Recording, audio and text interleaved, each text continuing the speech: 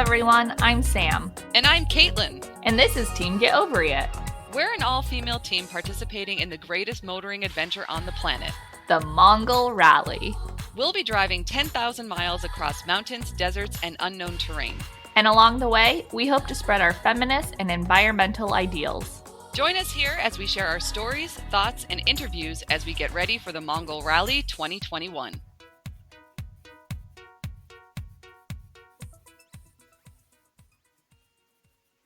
Hey everyone! Hi! Welcome back to the Get Ovary It podcast. We have a very special show for you all today. Our topic today is a spicy one. We're going to be talking about the song WAP, W-A-P, by Cardi B and Megan Thee Stallion. And we'll hopefully get to the bottom of why the song has become such a sensation. Not only that, but we'll also explore what place this song holds in modern feminism. So this is sure to be a very interesting, very juicy, and very fun episode. So the song WAP, WAP or W-A-P, I'm just going to call it WAP. WAP by Cardi B and Megan Thee Stallion was released on August 7th, 2020. It became an immediate hit, quickly climbing to the #1 spot on the American billboards. It became the fourth #1 single for Cardi B in the US and Megan, her second. Cardi B as a rapper has the second highest number of #1 hits next to Nicki Minaj, who has 6. Drake currently holds the overall record with 21. Yeah, so the song broke the record for the largest opening streaming week in US history with 93 million streams in its first week, which is incredible.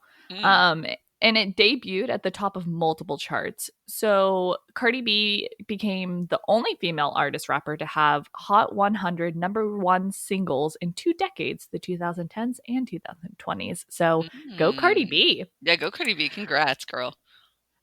So WAP or WAP or WAP, I don't know if we're really sure how to pronounce it. Probably should have looked that up before we recorded an entire podcast, but continuing on, WAP has also spent many weeks atop charts of so many countries. We've got Australia, Canada, Greece, Ireland, Lithuania, New Zealand, and the United Kingdom, everywhere. Well, not everywhere, but many places. And it also has the biggest sales week of any song released in the past year. Even during the pandemic and recession, people just love WAP. They love that stuff. Oh man. And like, I was so surprised to see Lithuania because it's like, oh yeah, Australia, yeah, Canada, Greece, and then it's like Lithuania. I know. I kind of love it. I know, that's fantastic. So there was a lot of online response to WAP when it first came out. Even until now, people are still sort of talking about it. And I just thought it was so funny because I found a couple of Twitter posts, like tweets, I suppose. Even the Korean stans, like the K-pop stans, people who love K-pop, were kind of like trying to make a crossover happen between their favorite K-pop groups and Cardi B and Megan Thee Stallion. It's kind of hilarious. So. Yeah, I loved these posts. We'll sort of describe them to you. I guess we should call them tweets. We should sort of be in the know. Yes. But these tweets, it's like the same exact tweet, just with 2 different K-pop stars. And it basically says, what does it say? Cardi B, wildly popular singer of the hit song I Like It, reveals in an interview that WAP was originally written for J-Hope from BTS. And then it does the same thing, but with Sehun from EXO. I know. And as an EXO fan myself, I absolutely loved that one.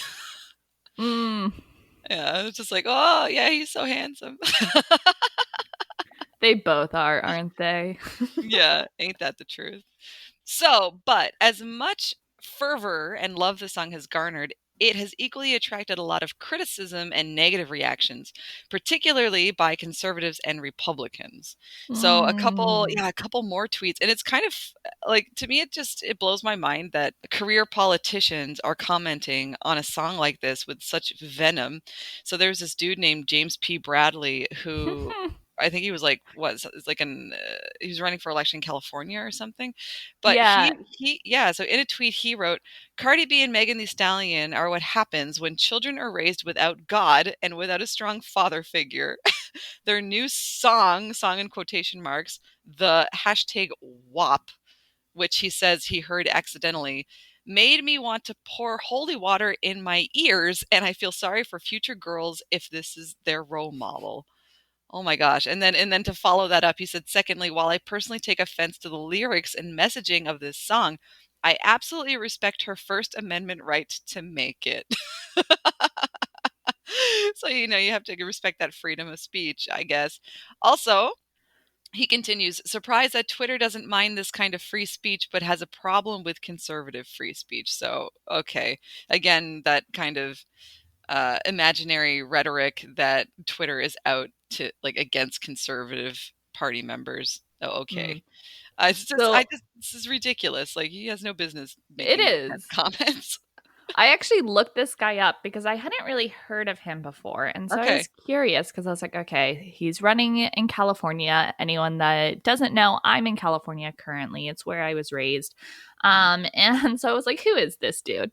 And what I found, okay, so just for reference, so he's running for election, and we're recording this actually on election day. So we'll see if he gets elected. In California's 33rd congressional district, which I believe is in Los Angeles. I Mm. want to say, I could be wrong.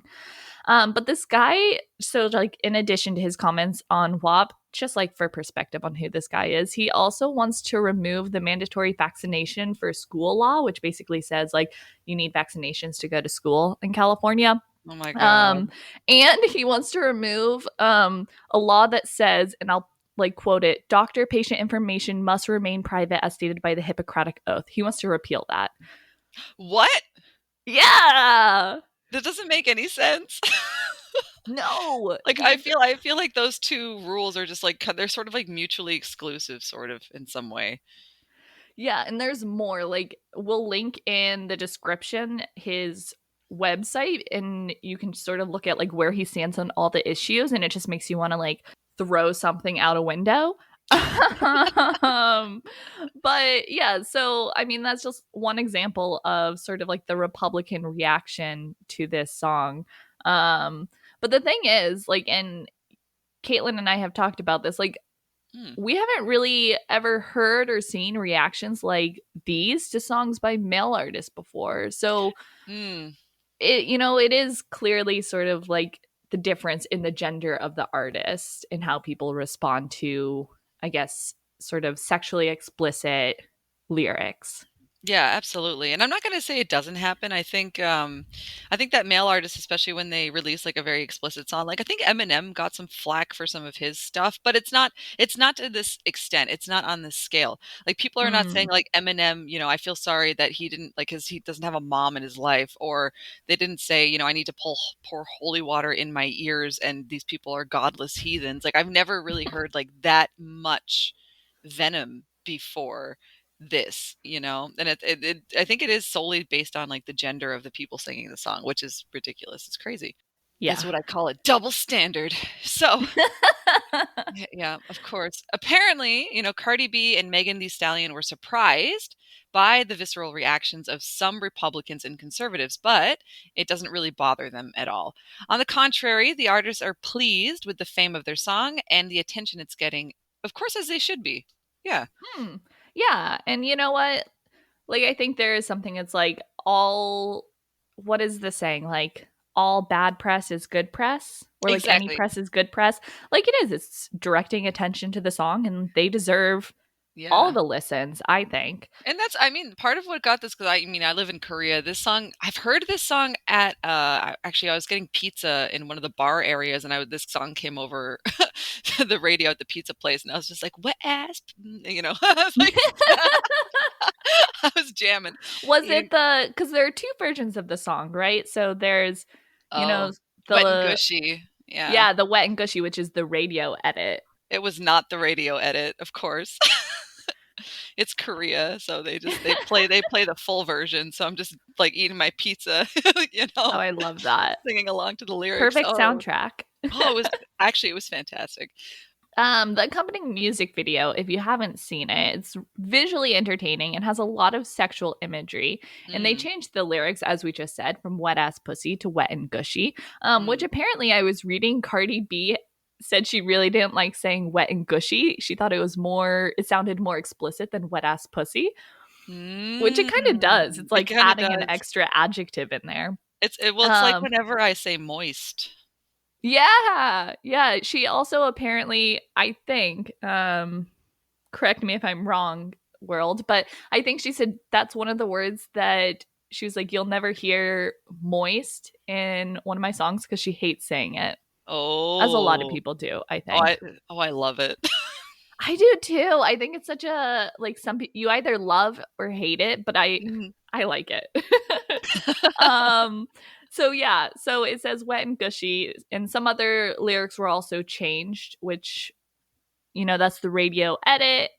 Could also Mhm. be for monetization purposes. Yes. So there are two versions. If you don't want to hear pussy in a song, you can hear wet and gushy. Yes. Fantastic. So the song samples Frank Skis, I suppose. There's some whores in this house, which was a club dance song from 1992, blast from Hmm. the past. Yeah. The setting of the video is naturally a house or a mansion decorated with busts and bums in celebration of women's bodies. Megan Thee Stallion and Cardi B travel throughout the mansion and peer into different rooms where either they are dancing and rapping in different outfits, or they look in one of the other artists featured in this video. So the video was directed by Colin Tilley, I think it's pronounced, who also Mm. directed Anaconda by Nicki Minaj, MILF by Fergie, and Wild Thoughts by DJ. Is it Khaled? Yeah, Khaled? DJ Khaled. Oh, Khaled. Okay. There's a Yeah. French artist that pronounces it. Yes. Well, I guess he's Algerian, I think, I Yeah. want to say, and it's Khaled. So Ah. by DJ Khaled and Rihanna. So he's no stranger to the genre and female artists. And they did the whole shoot in just 2 to 3 days, pulling 12 to 16 hours each day, which, oh my gosh, I would be on the ground if I had to do that. Yeah, I know. But it's like I was reading about I think I read some kind of was it an interview? It was like an interview between I think one of the producers and the journalist and then the producer working with Cardi B was saying that she's very particular and they wanted to Mm. kind of yeah, so they were working on the song for a long time and she kind of handpicked everything. So she picked Colin Tilley to do the video and then she also picked like Megan Thee Stallion to do the song with her and then she just wanted to get like everything done really quickly and she really had complete control over the whole process and he was also saying praising her really about like how much of an artist and like visionary that she is. It's pretty awesome. So yes, they are really grueling and difficult days, but the girls were in control of it 100%. Which is awesome. I That's think really cool. I really like when artists have sort of complete creative control over their songs and the Mm. music videos, because I think that's when the best projects come out. Yeah, and I mean, I really enjoyed the music video. I thought it was fantastic. Oh, I did too. I don't watch many music videos. I don't know. I don't really look them up, I guess. But Mm, watching it, I was glued to the screen, which is right. rare for me because I think I get very easily distracted with music videos. But I was just like, it goes so quickly. It's 4 minutes, but then all of a sudden it's done, and you're like, oh my God, let's replay it.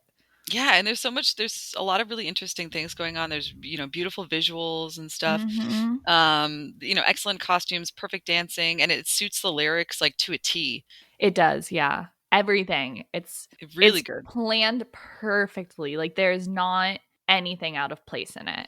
Absolutely, yeah. Speaking of that, yeah, various female artists and celebrities like Kylie Jenner, who's a model, and she's also like one of the stars of Keeping Up with the Kardashians, Normani, who is a Fifth Harmony member and dancer, Rosalia, who is a Spanish singer-songwriter from Barcelona, Mulatto, who is a rapper and winner of The Rap Game, Sukihana from the show Love and Hip Hop Miami, and Ruby Rose, who is a rapper. So these artists were chosen for the video because Cardi B personally likes them. So, like we were saying, she had total control over the whole process and she handpicked these people to be in her music video. And they were amazing. They were fantastic, and I think their moments actually were some of the most powerful moments in the video because Mm, the music stops, right? And so mm, I had heard a lot of people talking about all of these artists and celebrities that were in the video. And I was like, oh, that's interesting. I wonder how we're in it, I guess. Like, were they Yeah, how dancing do or they, what? like, fit them in? Yeah. Yeah. Mm. And I don't really know how to describe it unless like besides just saying like go watch the video, but their moments are so powerful because it's like the music stops and you're just like there, I guess, watching them. I don't know how to describe it. Yeah, because it's well, I mean, the whole point I think of this song and like, the videos like we were kind of saying is a lot of to do with like female empowerment. And it's Mm-hmm. just, it's whenever you see those artists in their rooms doing their thing, it's just, it's them and they're the total like their total focus, like they're the focal point of that shot. And Mm. then and like you were saying, kind of like, the rapping stops, the music kind of stops, so then you're just like focusing on them and they totally capture your attention and they showcase, their talents and what they can do. It's honestly, it's like really amazing, kind of breathtaking in a way. It really is. So WAP broke the record for the biggest 24-hour debut for an all-female collaboration on YouTube. So, woo, go Woo! them. And since August 7th, it has received about 230 million views, which Wow. is amazing. But you watch it and you're like, okay, I understand. um, Yeah. but so yeah, so there's a lot of sexual imagery in the video, but instead of being an objectification of women's bodies, the women are a celebration, which is kind of what we were just talking about. Mm. And even the word whore from the backtrack of the song doesn't sound demeaning. Instead, it's meant to be empowering. It's like the artists are taking this word and making it their own. Yeah. Oh, definitely. Because I mean, like, I think I'm a little bit sensitive to words, but like, when I was listening to that song and when I was, especially coupled with the music video, like I was saying, the women being the focal points and your attention is totally drawn to them, and it's empowering instead of demeaning for sure. Mm-hmm. I get that impression. So the artists in the video, the artists all wear fantastic and eye-catching costumes set against colorful and interesting backgrounds. Many of the rooms in which they dance feature big cats like tigers and leopards, which were edited into the video. By the way, I think yes, some people were kind of because I think there was another music video with Cardi B and she used a live cheetah. Okay. Yeah, like a real one, and of course, that's really dangerous, and it stresses the Mm-hmm. animals out, and that's not good. But these ones, there no animals were harmed in the making of this video. They were edited in digitally. So, but the imagery means that they're like pussies, right? So this is like in quotation marks pussies, but they are strong and powerful, like the big cats, right? And they're predators instead of prey. Mm. Yeah, representing the women in the video. So I think that's really cool. Yeah. Yeah, I did hear a lot of people discussing that, like if they were really there or not. Nah, but But they did yeah, it really for the well, though. Yeah. record, yeah, I mean, it comes across really well, and like knowing that no animals were harmed and that they were edited in, I think Mm. just sort of adds to the video. Mhm. Totally. So Cardi B and Megan Thee Stallion wrote the song and called most of the shots for the video, as we were already talking. And so, according to a producer, Cardi is a perfectionist with a vision, and that vision for this song is about female power and influence. And Cardi B actually tweeted, and I'll read it here. She said, "I want to say thank you to every woman that was a part of my video. The fact that you made time in your schedules means a lot to me.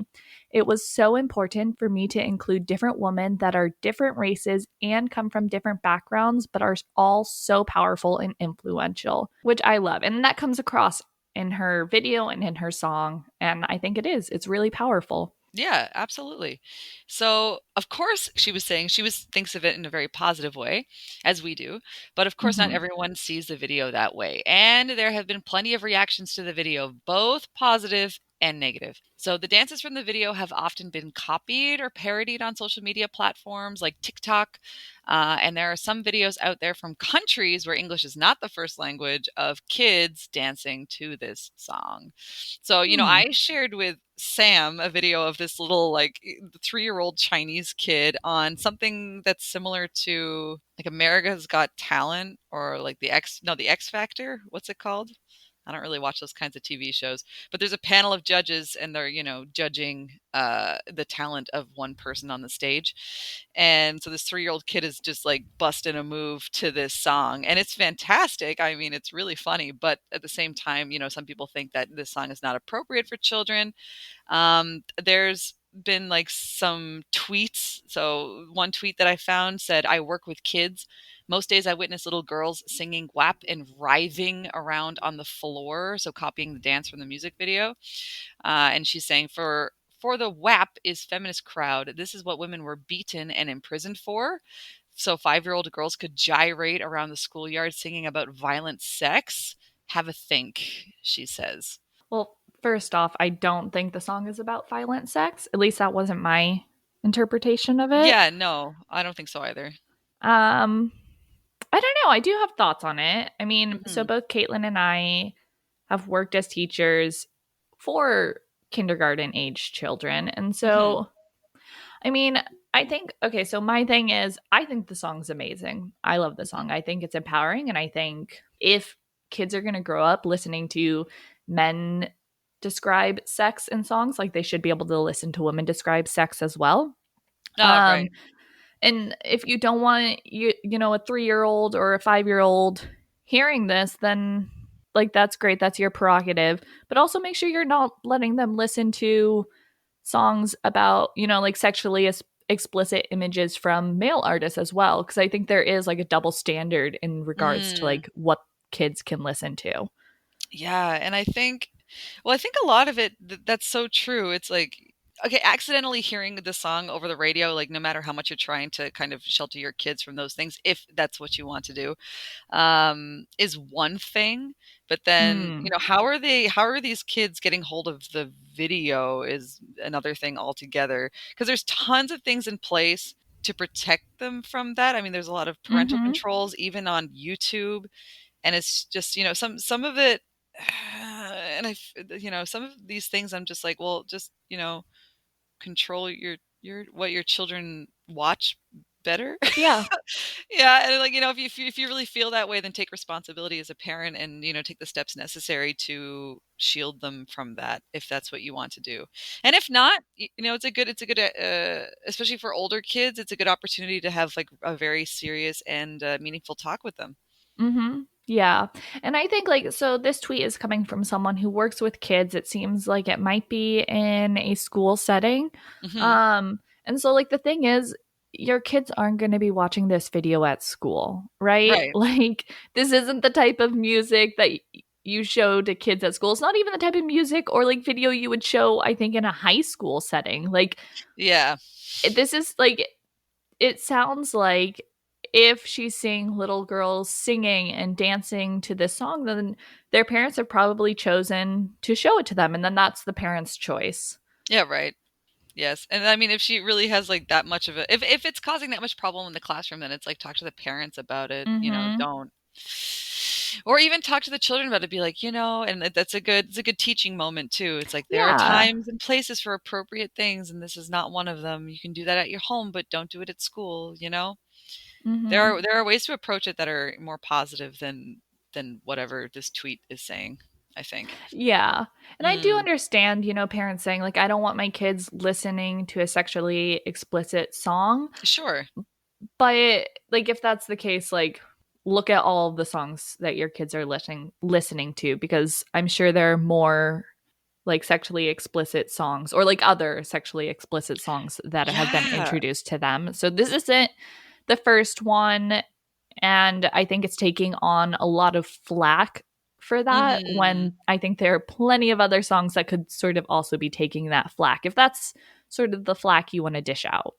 Oh, absolutely. And while I was doing research for this, I was trying to find other songs that also had like very sexualized lyrics. And there are plenty that are Mhm. extremely sexual but subtle about it. Like there's a lot of innuendo and metaphor. So I think there's what is it? Is it Jason Mraz? It's like one of those really vanilla looking kind of pop singers. And it's, your body is a wonderland, that song. And Mm. the whole song is just about like having sex, but it's done in a way that it's not very explicit, I suppose. But I remember vividly singing that song and enjoying that song on the radio when I was young, like probably, Mhm. I don't know, preteen or pre-teenage or something. And I had no idea. I didn't know what the lyrics meant. And that's another Yeah. thing too. Like, I remember Bloodhound Gang was really popular when I was in elementary school. So, we were going around singing Bloodhound Gang lyrics and we just had no idea what it meant. Yeah. Yeah. And I always think of, I don't know if you remember it. I can't remember who sang it, but that whistle song, Oh, like, yeah. yeah, okay, Yeah. it's catchy. I remember when it Very came out and catchy. it's like you're just like you can't help bobbing your head to it. But like that song was all over the radio and that is like literally about giving a blowjob. Yeah. Oh, yeah. That's all it is. Like, put your lips together and blow. Yeah.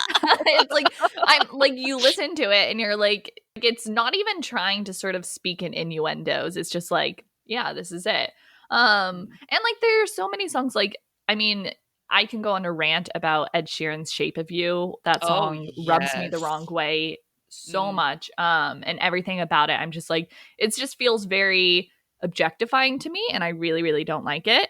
mhm. Um, so it's like, but you see kids listening to Ed Sheeran and singing Ed Sheeran all the time. And you have to All the think about it. time. Like, if your 5-year-old child is listening to Ed Sheeran describe, a woman's body, like shape of you, like, and sort of like listening to like and internalizing those like objectifying lyrics, and you're okay with that, Mhm. but you're not okay with female sexual empowerment, like that's sending really mixed messages almost I to the agree. kid. Mm. It's very confusing. Mhm. And that's what I call a double standard. Um, okay, Mm. so yeah, moving on. Because we could sit here all day. Oh, Um, absolutely. so one of the reasons why this song has attracted so much attention is because of the description of female arousal, which, as we know, is not openly talked about. Um, for the record, when a woman is aroused, it triggers the release of fluid from the cervix and the Bartholin's glands. Oh, I yes. don't know how to pronounce that, but I some glands. It's probably named after a man, which provides lubrication during sexual activity. Often, the more aroused you're feeling, the more vaginal lubrication your body will produce. Hence, a wet pussy. Ta-da. It's a natural bodily It's function. natural. It happens to all people with vaginas. So, Jennifer Gunther. So she's one of my personal heroes and the author of the Vagina Bible and OBGYN had this to say. She said, "Women are shamed about their normal healthy bodies all the time. Women have difficulty naming their parts and feel ashamed to talk about the horrible and incorrect things men tell them." And I think Mm-hmm. that's so true. I mean, that's true in my daily life. I remember even, geez, my mom never even gave me the sex talk because I think she felt so embarrassed by it, even though she herself is a woman. And then, yeah, geez, I just remember like all the times, like even when I was in university, people wouldn't use the right words. They would just be like, "Oh, my hoo-ha," or, "my lady bits," or something. I was just say vagina, like say vagina, say vulva, like come Mm-hmm. on. But it's true. We're shamed into not using the correct words and to thinking that our bodies are somehow like dirty, which I really don't agree with. Mm-hmm. And it's true. I remember actually, it must have been sixth grade. So, like, Mm. sort of the second year that sex ed was introduced Mhm. in my school district. You start with freshman year, or sorry, not freshman year, fifth grade, learning like sort of like very basics. And then I think each year maybe there was like a section of sex ed. I don't know. It's been a long time. I'm old. Mm. But I remember our teacher saying, don't be afraid to use the anatomical terms for it. And he was very big on that. He was just like, we shouldn't be using sort of euphemisms to talk about these body parts. And so he made us all, he was like, I don't want you to try to use like other words to describe the penis. And so he was just like, everyone say penis. And so we all had to practice saying penis, That's but we fantastic. never did that for vagina or vulva. Oh, that's what I call a double standard. Yeah, it really is. So it probably doesn't come just the surprise of anyone listening when we say that men have dominated social life in the medical field for a long time. And as a result, it's become acceptable to talk about penises and testicles because, hey, they're the ones talking about it. Mhm. But we shy away from talking about things like vaginas and vulvas. And men have been trying to explain female anatomy to women for centuries, which is just kind of ironic a little bit when you think about it. Oh, yeah. Because they don't have sort of firsthand or even secondhand, in most cases, knowledge of these anatomical features, which can lead to a lot of misunderstanding and harmful myths, like the following. We have My we God. have in front of us here, and we're going to read it for you. It's a tweet by Ben Shapiro. Ugh. Um,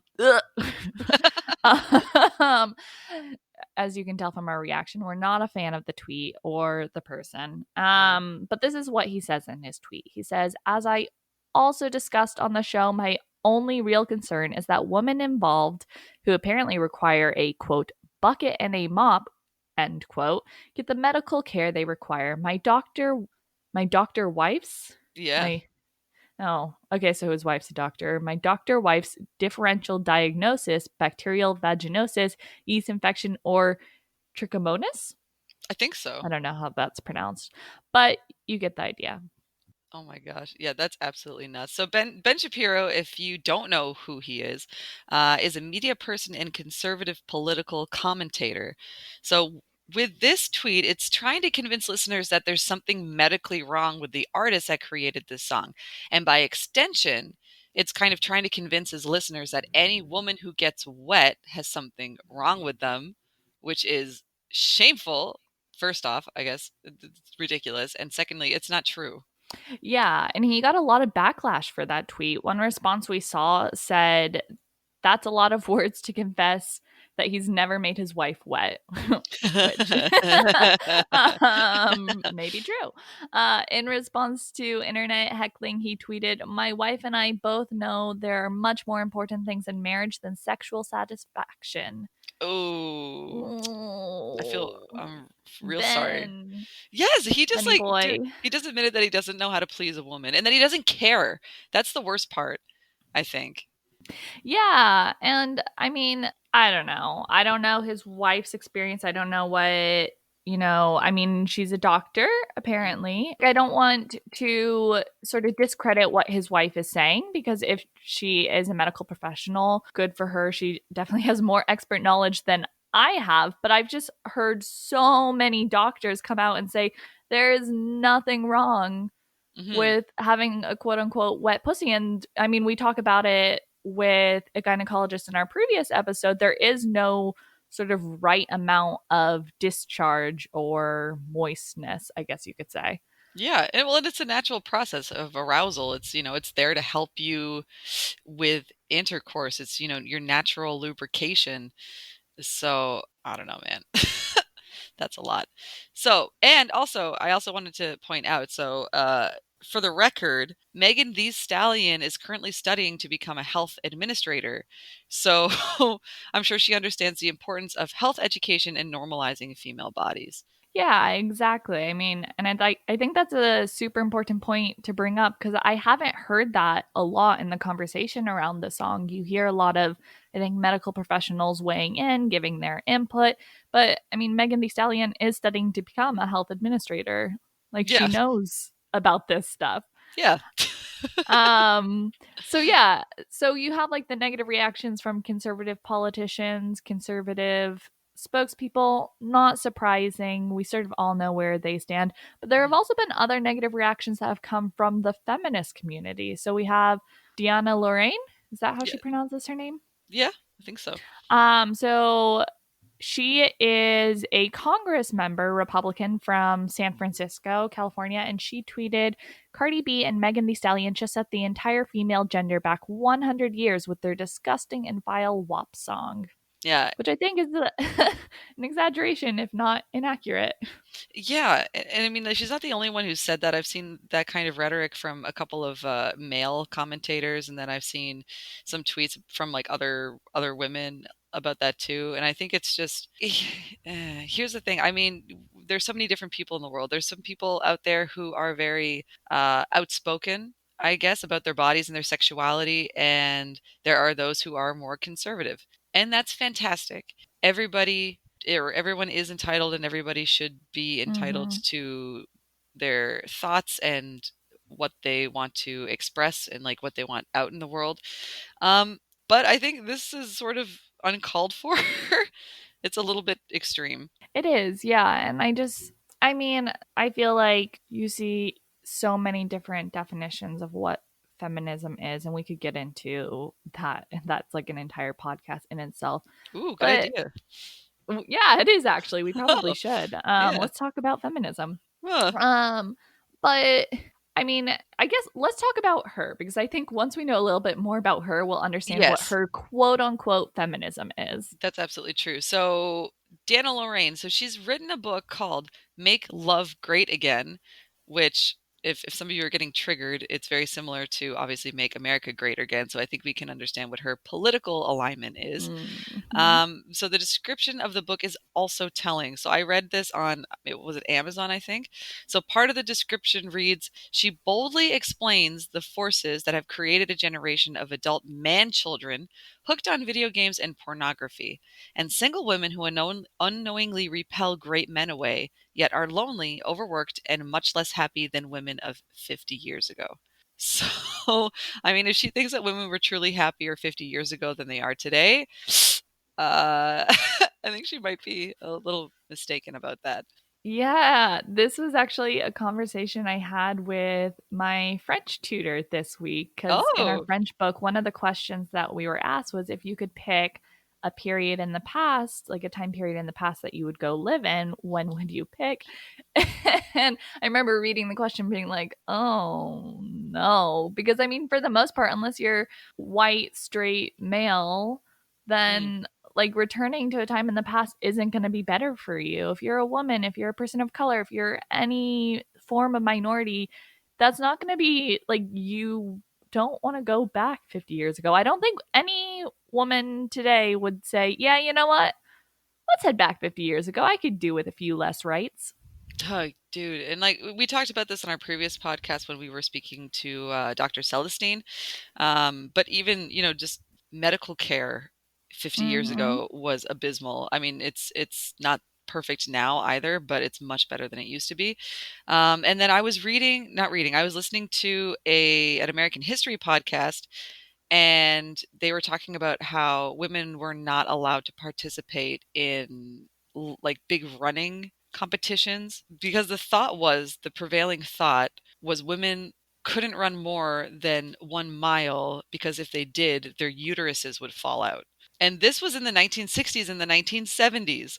And I'm sure it was a man who had that thought about uteri. Probably. Yeah, probably. Like, good. Like, come on. No, just no. So, Fox, I think it's pronounced Fox. How do you pronounce that with a V? The V Yeah, O X? yeah, Vox. It's Latin Vox. for voice. Okay, Vox. So, not to be confused with Fox with an F, but Vox, VOX, summed it up nicely when they wrote, and I'll read it for you here. They said in an article, gender is more complicated than biology, but in our reaction, the wet ass pussy serves as a metonym for sexuality of all women and those assigned female at birth. In its success and its backlash, the song exposes America's scathing double standard, which we've been Mm. talking about. Sex from women is meant to be desired. We're encouraged to ogle and obsess over their bodies, but when a woman reciprocates that desire and flexes control, she's crossed a line. Too body, too raunchy, too nasty. Suddenly, she needs to think about what she said and the example she's setting. So true. And it's weird. And even like I've had sort of micro experiences like that as well. Like I remember especially there was this one coworker of mine I had when I was in my early 20s, and I like to curse. Especially after having like a couple of drinks, like I swear like a sailor. And I remember I think I was frustrated with something at work one day and I let out a curse, and so my male coworker said, "That's so unattractive." And I was like, "Excuse me, you curse all the time." And he's like, "Yeah, but I'm a man, it's different." You know?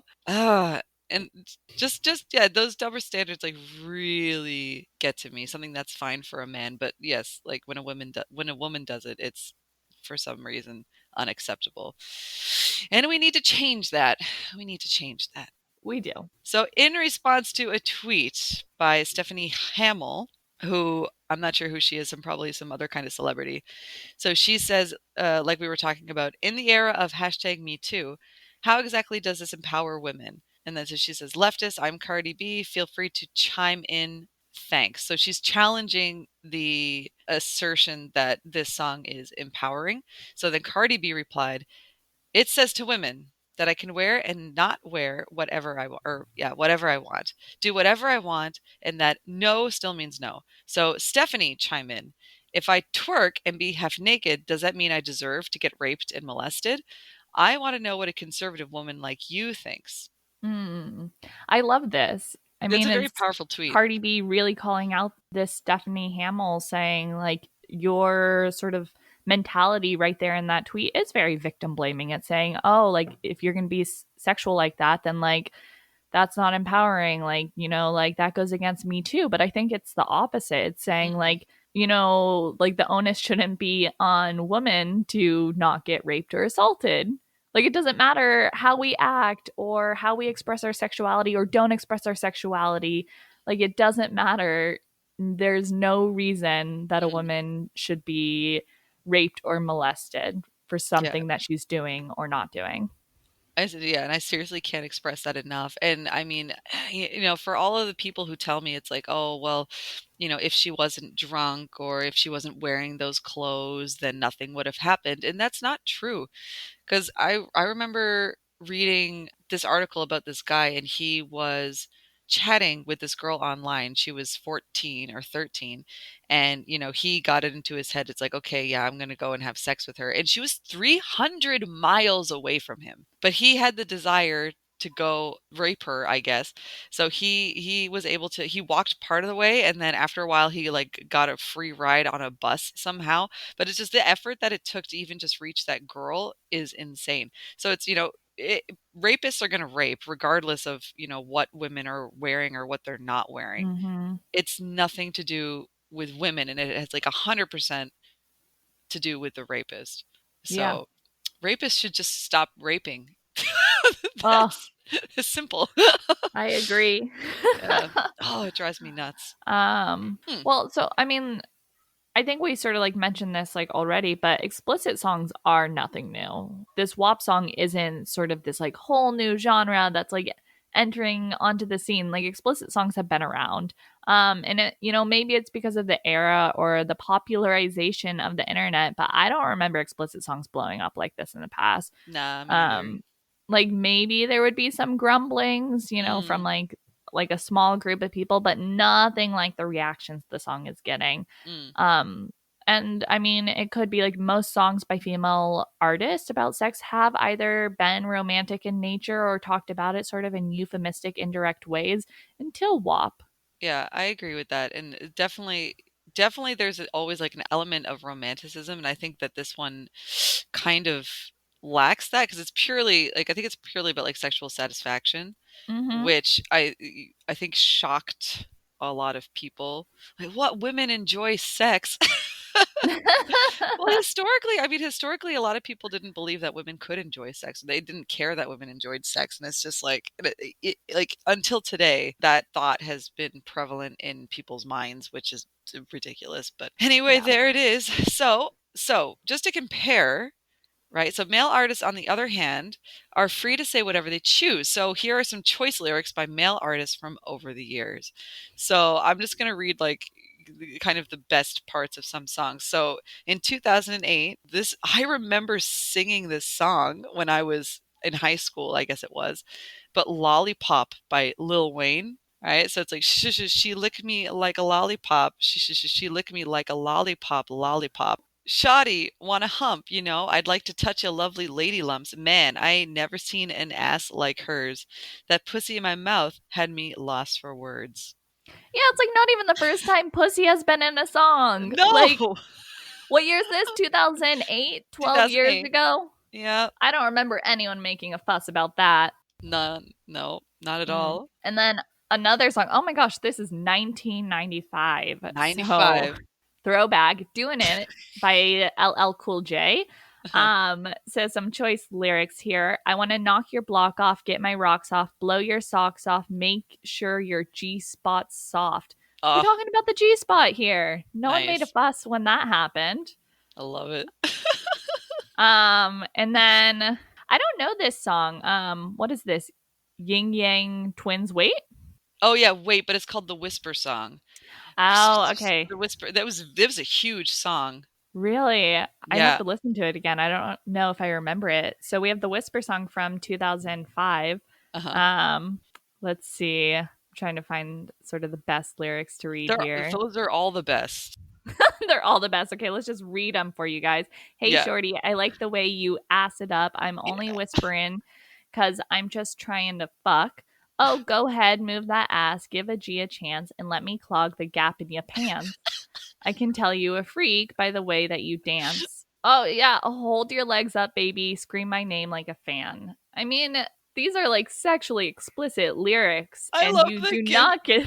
My favorite is giving G a chance and let me clog the gap in your pants. Like that's fantastic. I don't know how I would feel if Wow. anyone was like, let me clog the gap in your Oh, pants. I Like, want it. I want I that on a mean, t-shirt. I'll make it for you. Oh, thanks.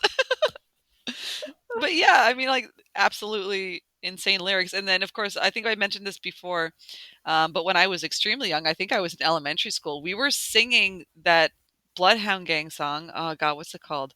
It's like doing like they do on the Discovery Channel. I mean, that one's disgusting, but we were all singing it. And I think I do remember at the time, like, that one did get, like people were talking about that song, but at the same time, like it became hugely popular and everybody Mm. generally liked it.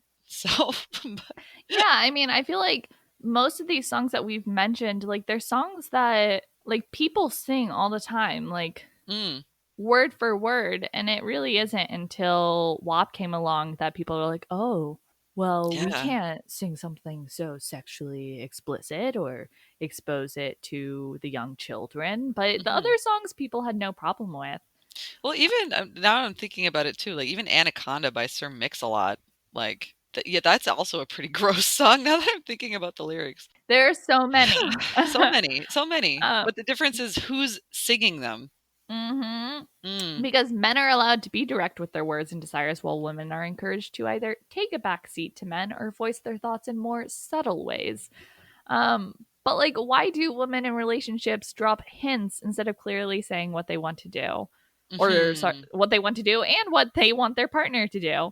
Oh, true. Um, and then further, I mean, we're recording this at a very political time, but like during debates, male participants are often, loud and belligerent, but they are hailed as strong willed. Whereas, if a woman were to do the same thing, it would just like the news would slander her, say, oh, like she's such a Typical woman. typical Is it her woman, time of the month? hysteric. Yeah. Yeah, is it her time of the month? And so WAP really is a challenge to those kind of societal gender norms that are pervasive in society. Hmm. Women stating clearly what their desires are. I think that's really powerful and much needed. I totally agree. I remember, I think it was the VP debates or something. I heard some people were going after like Kamala Harris because she was being strong and sticking to her guns and stuff, and they were just like, "Oh, it's so shameful! I can't believe a woman is talking like this." And I was like, "Are you serious right now, guys?" Like, dude. So I think this song is great. And Hmm. I'm sure this might surprise many. It's not new. So this kind of, even from women, it's not new. Female artists have been singing about their sexuality since the early 20th century. So there's a whole genre of music called the dirty blues that sport, you guessed it, extremely explicit lyrics. Well, I'm So one song, excited. oh, it's so good. One song titled Shave 'Em Dry is a dirty blues song, first recorded by Ma Rainey in August 1924 in Chicago. It was later covered by Lucille Bogan, although billed as Bessie Jackson in this song on March 5th, 1935. So she sang a few different versions of the song, but probably the most notable version contained the following lines, and I quote, I guess. I got nipples on my titties big as the end of my thumb. I got something between my legs. I'll make a dead man come. Oh, Isn't that awesome? yes. Yeah. Yeah, and then we had Ethel Waters, who recorded My Handyman, which I just like take a guess where those lyrics are gonna go. Oh, heck yeah. Um, and this was recorded in 1928. And some of the lyrics go: He shakes my ashes, greases my griddle, churns my butter, strokes my fiddle. My man is such a handyman. He threads my needle, creams my wheat, heats my heater, chops my meat. My man is such a handyman. Oh, awesome. I love I the love that. chopped my meat. Mm-hmm. Okay. And then, I mean, that's not all. There's more. The legendary Bessie Smith was known as the Empress of the Blues, and her records are similarly charged with sexual content. So she has one song called Kitchen Man, and she sang, Anytime he wants to, he can use my sugar bowl, and his jelly roll is nice and hot. Not talking about food there, guys. If you didn't realize. What? That's true. Um, Wow. there's also Good Grinding, which was a song in 1930 by Irene Scruggs, Mm. which I really like because of the following lyrics. It goes, Now he's learned how to grind me one steady roll. The way he does it satisfies my soul. Well, he'll learn how to grind me with one steady roll, and the way he does it satisfies my fairy soul. Now grind me, Mr. Grinder, till I lose my mind. Don't mind going crazy over this steady grind. And then it continues. Oh my god, awesome. Ugh, that's a great song. And I really like that one because my mother's name is Irene, and I cannot imagine her singing a song like this, but it's a dream, dude. It's a dream. Oh my gosh, amazing. So, of course, I mean, now most of these songs never got radio play and were only available on jukebox. But the idea of explicit songs about female sexuality by female artists is definitely far from new, as we've seen. It's been around for 100+ years. Even more modern songs exist, like Salt and Peppa's Push It and hmm 20 Fingers Feet Gillette, Short Dick Man, which I totally forgot about until recently. It popped up on my Facebook and I was like, oh my God, that song. It was like a club song from like the late 90s, I think, like late 90s. And it was just like, don't want no short dick man. And it's great. It's fantastic. So, moral of the story, explicit songs have been around for years, Forever. So friends. it's, So yeah. long. So, there's no point getting upset about it. It's not the first time. Yeah, I don't know. I think it's got a long tradition. They're fantastic songs. hmm Let's just all appreciate and love them together. I agree. Well, to wrap up the podcast, how about Mm, let's talk about for both of us what our favorite lyrics from the song were. I would love to do that. Do you want to go first? I feel like you've picked out a lot more than I have. I was like very specific. I was like, this line. Yeah, yeah. Oh man, I so many. So I love. Okay, my favorite from WAP is "Put this pussy right in your face, swipe your nose like a credit card." Oh, awesome! And I let him taste it. Now he diabetic. That one, that's such a good line because it has layers because it means her pussy is sweet. Yeah? Yeah, Yeah, it's good. And then she says, "Put him on his knees, give him something to believe in." That's a good one because it's like, she's God. She's his God. I love it. There's actually like a lot of deep meaning to these lyrics. In the food chain, I'm the one that eats ya. If he ate my ass, he's a bottom feeder. Mm. The pun. The pun. Honestly, like the lyrics of this song are just filled with like gems. Like The there are, gems. you're right, there's so many layers and it's like and so like I'll like give my favorite line. It's the part where it says, I don't cook, I don't clean, but let me tell you how I got this ring.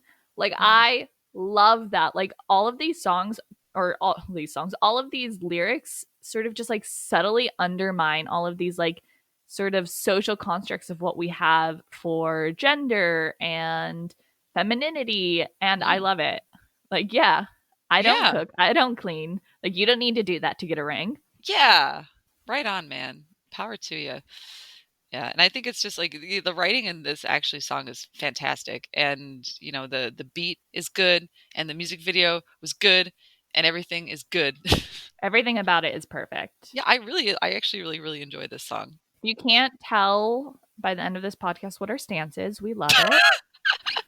We love We're it. fans. Everything about it is excellent. You should listen to it. Set it as your ringtone. Mm. Listen to it at work while you're wearing a Get Ovary It t-shirt. Oh my gosh. That's the That's the golden dream. combination right there. Well, yeah. Thanks for tuning in. Thanks for listening to us as we talk about female sexuality, the song WAP, and other songs that have been just as explicit. I hope you all learned something very valuable today, as we have. And tune in next time on our podcast, Get Ovary It. Yeah. Catch you in 2 weeks. See you then.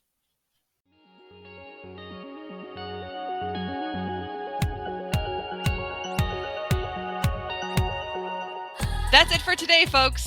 Thanks so much for tuning in. And as always, please support this work by subscribing and donating to our cause at www.teamgetoveryit.com. Donors get access to specific content like stickers, t-shirts, and postcards from our journey. You can donate for as little as $5 and the benefits build from there. Go to our website for more information. Or find us on Facebook, Instagram, and Twitter at Team Get Ovary It. Thanks for listening. And catch us next time on Get Ovary It.